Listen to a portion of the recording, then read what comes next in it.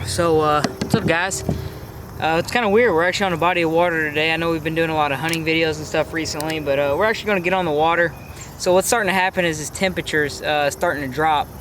We're starting to see some, 50, 55 degree mornings. So slowly this temperature is starting to drop, and when the temperature drops, of course, the water temp drops, and these fish start going into different patterns. So long summer, sometimes it's really hard to catch fish in the summer because fish are a little bit more stubborn. However, fish in the summer are also a little bit more predictable, because they're sticking to certain types of structures, and they're doing, they're staying deep and they're staying on points and stuff. But slowly starting to come into fall here, so these fish actually get a little bit easier. Me personally, the fish get a little bit easier to catch because in the fall these fish are getting ready, they're actually starting to beef up and stuff for the winter time. So they're trying to get fat to help them try to survive the winter, and this is with bass and with catfish. So today we're actually going to be throwing this little worm, and the reason why I'm throwing it's actually a Senko. The reason why I'm throwing this Senko is it's a little bit later in the afternoon, so the heat's not here. The temperature's actually starting to really drop, but it's a little bit slower moving too. These I can move it slower, but I can also change the speed depending on what the fish are doing. So what we're going to do is I'm just going to go ahead and fish with this Senko, and hopefully we can get something on today. But yeah, stick around. We're going to be doing a little bit of fishing, and we'll see if we can't catch something.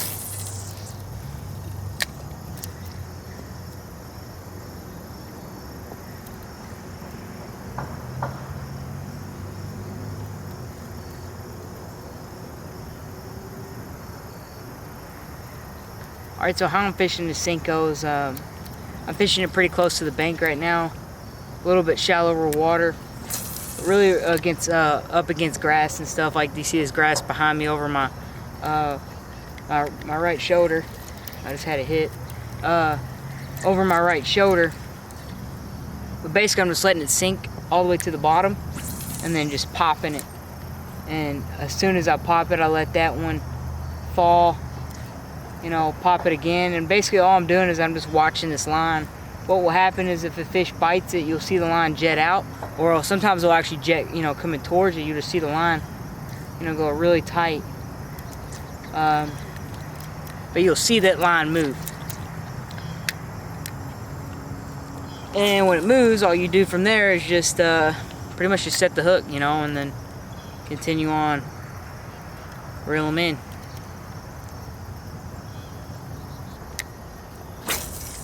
Another thing is these fish will almost always bite on the fall of the Senko. So the more you pop it and get it off the bottom, the more you can actually get it in front of the fish's face and actually get them to strike the bait. So usually there's always two different types of bites, or strikes I should say. There's basically just a hunger strike where the fish is just hungry. And then there's actually called a reaction strike. So basically these fish are just going to be striking based off pure reaction. So a lot of times a spinnerbait blowing right across the face of a bass will actually cause that bass just to react, just to kind of go grab it, just to attack it. And maybe not even try it. The bass might not even be hungry. It's just, it wants to kill that because it's just the nature of the fish itself. And that's really what makes bass such interesting fish, because you can catch them on both. It's pretty hard to catch a catfish on reaction strike. Usually the only time you're catching a catfish is if that fish just wants that meal. It's not just going to regularly, it's just not just going to bite something just because it wants to.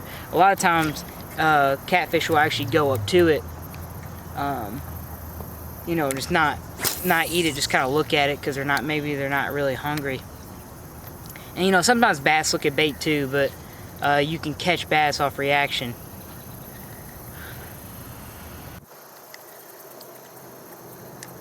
So I'm gonna see if y'all can't see this. So if you can see my, here I'm gonna zoom in. You can see my line here. I'm on the bottom. If you watch my string, all I'm gonna do is I'm just gonna watch that. So every time I click it, you see how, every time I hit it, you see how the string comes back to me.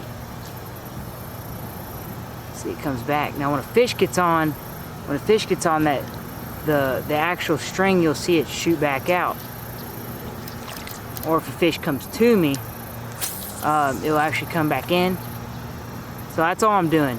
So I'm casting it out and letting it sink to the bottom. You know, I'm hitting my pole a couple times, letting it sink back down. You see how my line comes back to me. You know, I'm doing that. When they come back, I might hit it.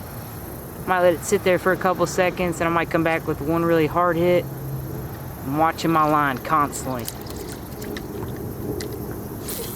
And sometimes this can be really hard, you know, in lower light conditions. But you see, I'm just watching my line.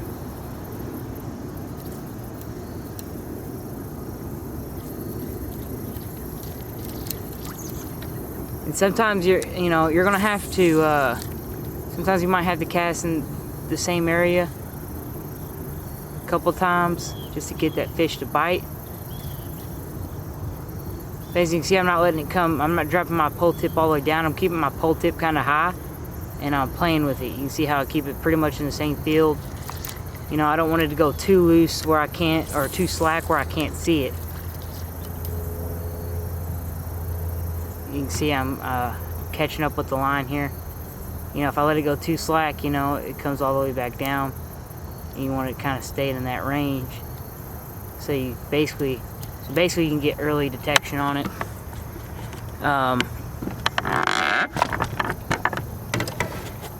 But yeah, generally that's how I fish a Senko, or pretty much any kind of worm. I've been having a lot of luck. I've been fishing Texas rigs a lot like that. I use my Senko where it's weightless. It gives me a lot of flexibility in how the bait moves, and where I can get that bait. I can kind of float it on top of wood piles, or I can you know, float it right on top of lily pads for top water. So generally I like using my Senko weightless.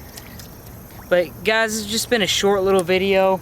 I know we didn't catch no fish in this video, but this has just been a video on how to fish a Senko. Hopefully, it's just mainly just kind of a couple tips for y'all when actually fishing a Senko, especially coming up and in fall.